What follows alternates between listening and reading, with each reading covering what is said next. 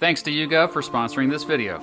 England and Scotland, two bordering countries part of a larger country called the United Kingdom, a country that has been pretty influential on the world over the past, 300 years or so, both on the island of Great Britain, the 9th biggest island in the world. England and Scotland are the two most well-known and visited countries in the UK, and maybe by the end of this video, you'll have an opinion about which one you think is better. So what else do they have in common? Both border the North Sea to the east and the Irish Sea to the west, but England borders the Celtic Sea to the west and English Channel to the south, and Scotland borders the Atlantic Ocean up here. Both have a bunch of smaller islands, although Scotland has quite a bit more. At least 100 of Scotland's islands are completely uninhabited, by humans at least. Sorry, not islands. The locals call them isles. Despite both being so far north on the globe, both have an oceanic, temperate climate, and both have long days in the summer and short, very dark days in the winter. Both have milder climates compared to many other areas at similar latitudes due to the temperate waters of the Gulf Stream. But it generally doesn't get that hot in both countries during the summer, and most homes in both don't have air conditioning. That said, in recent years, more and more are investing in them as it has got dramatically warmer in the summers in both. When we were in Scotland last June, it kinda sucked not having air conditioning. Then again, we're spoiled Americans. Anyway, both generally get a lot of precipitation. That said, the further west you go in both, generally the more rainfall. Both are more diverse places than most folks realize. Both are growing mainly due to people moving to both from other countries. The biggest religion in both is Christianity, specifically Protestant Christianity. More specifically, most Christians in England are members of the Church of England. While many Christians in Scotland are Roman Catholic, most are members of the Church of Scotland. Farming is big in both, with crop growing generally more in the eastern portions of both, and livestock raising generally more common in the western portions. Both have lots of castles. Both have some of the oldest and most respected universities in the world. Sure, Scotland's got the University of Glasgow, University of St. Andrews, University of Aberdeen, and University of Edinburgh, but England's got Imperial College London, University College London, Oxford, and Cambridge, for goodness sake. Oxford and Cambridge both are two of the oldest universities in the world. How are England and Scotland different? Well, before we get into the differences, I'm going to tell you about YouGov.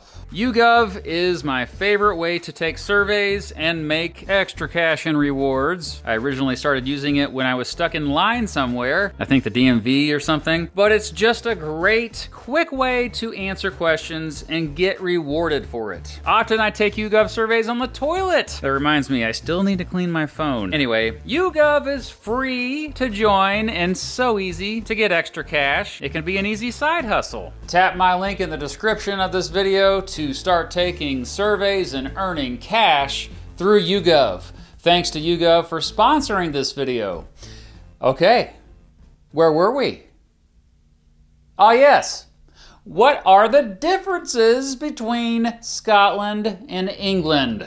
England is bigger, specifically 1.7 times bigger. It also has a lot more freaking people, specifically more than 10 times more people. Goodness. 8 out of every 10 UK residents live in England. Well, no wonder it gets most of the attention. England has a much higher population density. England borders Wales, Scotland doesn't. Being further north, Scotland is colder and thus gets way more snow and darker days in the winter. Scotland has 3 distinct geographic areas: the Highlands, the Lowlands, and the Southern Uplands. As the names suggest, the Highlands are high, marked by the biggest mountains on the island. The Lowlands are, lower and are marked by relatively flat plains. And the Southern Uplands are up Well, kind of. They're a really hilly region along the southern border with England. And yep, Scotland is definitely more mountainous and has the majority of mountains in the UK. It has Ben Nevis, the highest mountain in the British Isles. England is generally lower and flatter than the rest of the United Kingdom, but hey, it has a bit of mountains too, eh? Around here and here. Scotland has more coastline. It also has way more lakes, or as the locals call them, lochs. For example, you may have heard of Loch Ness, home of the mythical Loch Ness monster. 90% of all fresh water in Great Britain is in Scotland. But most of the longest rivers in Great Britain run through England, including one of the most famous rivers in the world, the River Thames, which runs through London. Oh, that looks quite familiar, doesn't it? More of Scotland is considered wilderness, and it's definitely more sparsely populated. Hey, but England has more national parks. Humans have been around in England for way longer than Scotland. Oh yeah, let's get into some history. You know what? Let's get help from a local this time. Oh, thanks, Mr. Beat. Hi guys, I'm Ralph, and I'll be covering the history of these two wonderful countries, so let's get right into it. As mentioned by Mr. Beat, England has been settled for quite a bit longer than Scotland, since 500,000 years ago. Humans have only been around in Scotland for around 14,000 years. In the years BC, the British Isles were settled almost entirely by a multitude of Celtic tribes. Then 54 BC rolls around, and Julius Caesar, you might have heard of him, lands on the Isles. And over the next 100 years or so, the Romans fully conquer most of modern-day England, which is almost certainly the main reason we see such differences in England and Scotland's cultures today. Famously, Hadrian's Wall was built in the 2nd century, although on a map it might not reflect the modern border of the countries, it does yet again show the cultural divide. Much of the wall is still intact, by the way. Around 383 AD, the Romans left Britain since they could no longer defend themselves against Germanic tribes in Western Europe, though their influences obviously stuck around. Both Scotland and England remained mostly Celtic until the 500s, when there was an enormous influence of immigration from Northern Europe, specifically the Angles, Saxons, and Jutes. Altogether, they became known as Anglo-Saxons. Sorry, Jutes. After the Romans, these laid the foundation for not only English culture, but the language itself.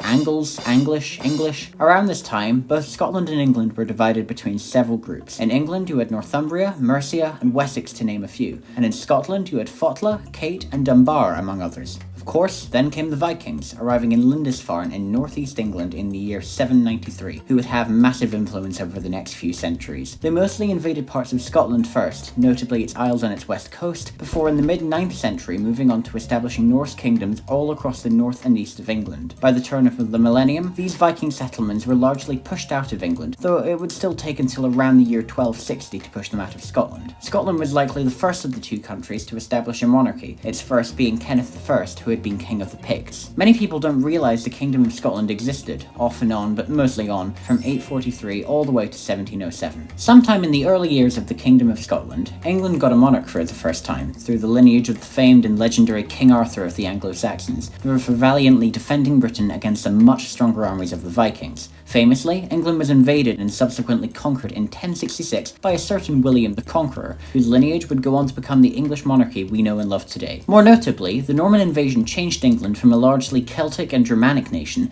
to one with a large French and Latin influence, which shows England to be the cultural and linguistic melting pot of sorts of pre-Renaissance Europe. By contrast, Scotland remained mostly Celtic.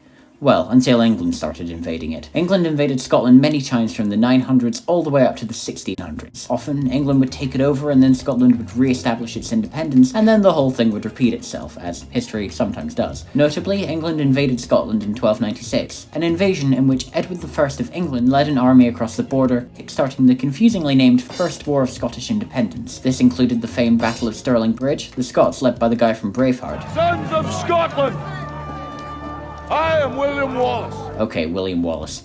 There were dozens of conflicts between the two nations over the next 100 years or so, including invasions of Scotland in the 1540s known as the War of the Rough Wooing, at the command of Henry VIII, where Scotland's capital city of Edinburgh was burned down. This, of course, is what fueled the intense rivalry of the two independent countries fighting over an island for centuries. In 1603, James VI of Scotland succeeded English Queen Elizabeth I as King of England, which made the two countries share a monarch. Then came some more chaotic times in England, which, to oversimplify, tensions got so bad between the generally Protestant supporters of the English Parliament and the generally Catholic supporters of the monarchy under Charles I that a series of civil wars occurred from 1642 to 1651. This resulted in the monarchy of both England and Scotland being disbanded, as England became ruled by Oliver Cromwell as its Lord Protector, until his death in 1658, where Charles I's son came back to rule as king. By the late 1600s, Scotland decided to join in with other Western European countries, like England, by starting a colony in the New World. Oh, come on. You're just gonna gloss over all the English colonies like that? They were kind of a big deal.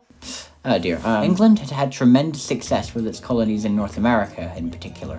Well, that's an understatement. It became filthy rich. The Scots set one up in Panama, but this didn't really work out for a multitude of reasons, and it left 80% of Scottish participants dead. This scheme was backed by about a fifth of the entire Scottish economy, and its failure left the entire Scottish lowlands in financial ruin. This was a big reason why Scotland finally decided to join England in the Act of Union 1707. Since then, both countries have been part of the United Kingdom, which, while having its government in London, has elected officials proportional to the populations of areas within the country, so Scotland has always had at least some representation, which was furthered in 1999 when it was given its own devolved government, which Mr. B will go into later. And boy did Scotland time that right. Over the next more than 200 years, the United Kingdom was the top world superpower, building the biggest empire the world has ever seen. As the two countries have existed side by side, England has seemed to grow both in population and economy much faster, especially with the growth of London in the 1800s.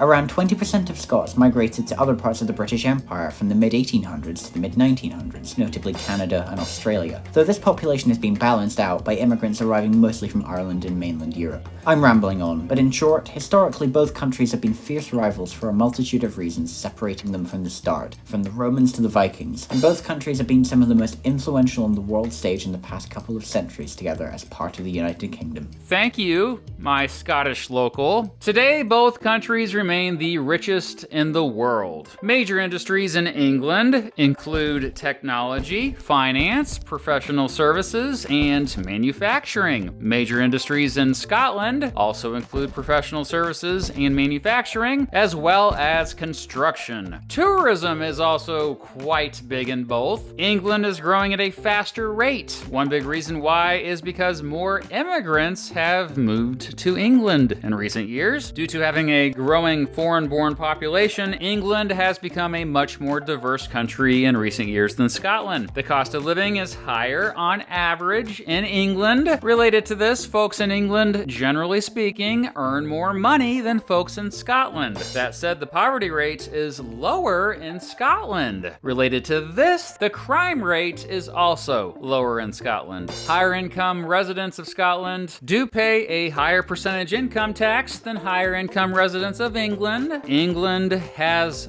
London, so that's gonna give it a huge advantage, or also disadvantage, depending on how you look at it, I guess, if you don't like people. Ah, yes, London. You've heard of it? Among the richest and most visited cities in the world. It's that place Jay Foreman wanders about. With a metro population of nearly 15 million, it's the biggest city in the United Kingdom, and its capital, of course, in addition to being where the UK's government meets, it's got most of the iconic attractions we associate with the entire island.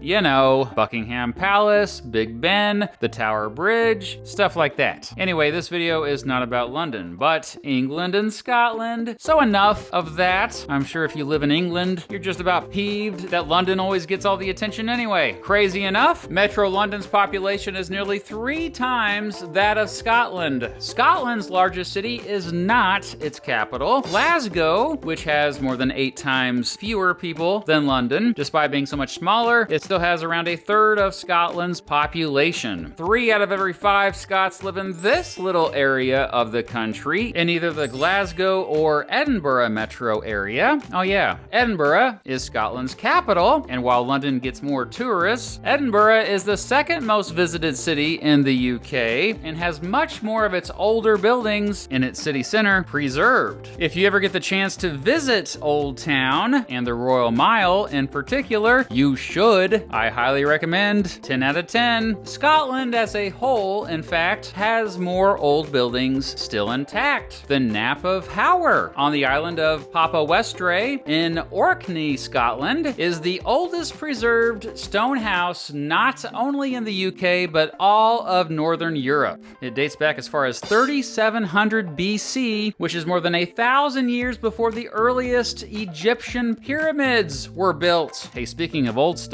England has Stonehenge. These mysteriously placed 13 feet by 7 feet, 25-ton stones. Stonehenge is also one of the most famous prehistoric spots in the world, but hardly anyone knows about Scotland's Callanish stones. Scotland has Scarabray, the most preserved Neolithic village in all of Europe. England has a higher life expectancy. Scotland is less religious. In Scotland, you are considered to be legally an adult if you are at least 16 years old. You're legally an adult at 18 in England, as well as the rest of the UK for that matter, and most of the rest of the world. Scotland has a, quote, devolved government, which means its government has devolved into madness. Just kidding. It just means Scots have a bit more self-governance than England. Being a legal adult at 16 is an example of that. Scots are generally more left-leaning politically. When citizens of the UK voted on whether or not to leave the European Union back in 2016, aka Brexit, Scots overwhelmingly voted to stay in the European Union, while most of England, excluding London, voted to leave the European Union. Historically, there was much more of a rivalry between England and Scotland, but these days that rivalry seems to revolve mostly around sports. There's the football, aka soccer, rivalry between the national football teams of both countries. Dating back to 1872, it's football's oldest rivalry. England leads the all-time series, but 26 of the games between the two ended in ties. There's also a big rugby rivalry between the two countries. Cricket is a popular sport in both countries, but way bigger in England. Heck, the sport was even invented there. And rounders was invented there. Rounders, which is apparently different from cricket. Oh yeah, rugby and the modern form of football were also invented in England. Oh yeah, well the modern form of golf was invented in Scotland.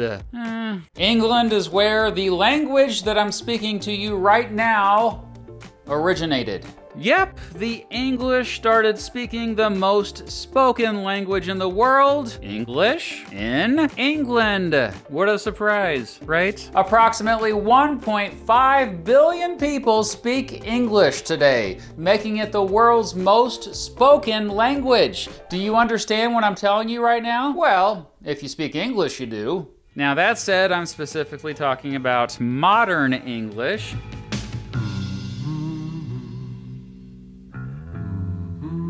No, not the band, the language. Modern English evolved from early Middle English, as did Scots, a language unique to Scotland, of course. You hear it more in these parts of the country. Many and mostly these parts of Scotland speak Scottish Gaelic. Mostly, though, you'll just hear Scottish English wherever you go in the country. Down here in southwest England, specifically the county of Cornwall, several also speak a language called Cornish. While there is definitely a distinct and almost stereotypical Scottish accent, there are like dozens of different accents in England. Elton John was made in England.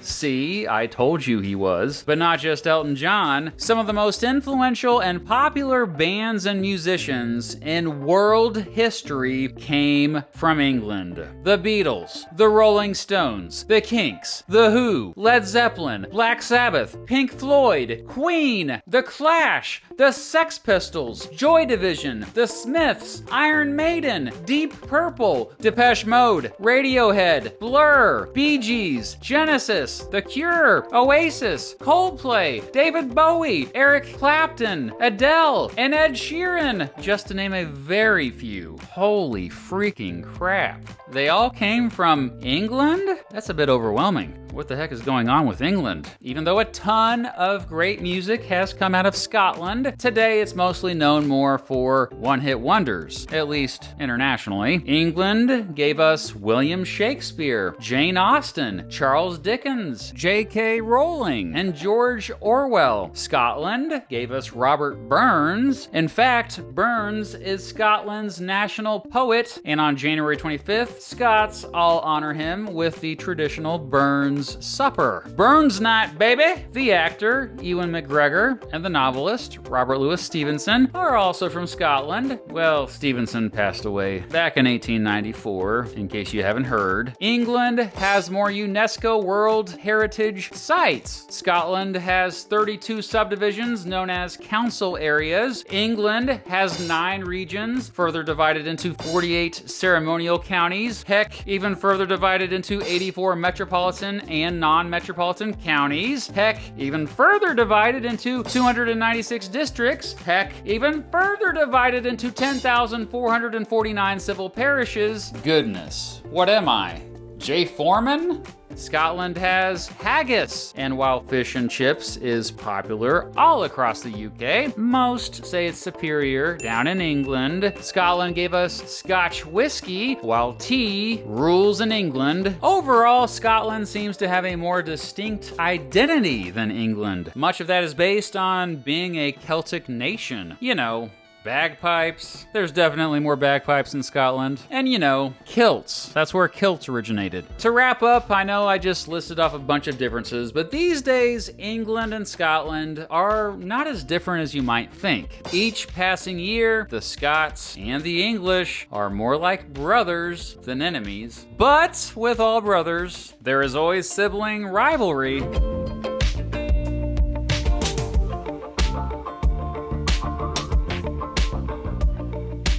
A shout out to Ralph from the channel Osbers Gaming for helping me with the history portion of this video. Be sure to subscribe to Osbers Gaming, and it was fantastic meeting up with him in Edinburgh last spring. Oh yeah, my family went on vacation to both England and Scotland, and we got to know both countries quite well. I'm not going to tell you which one I prefer, but which one do you think is better? England or Scotland? Let me know down below. Oh, and I also have an Edinburgh and Glasgow compared video planned for the near future, so look forward to that. Okay, goodbye. Thanks for watching.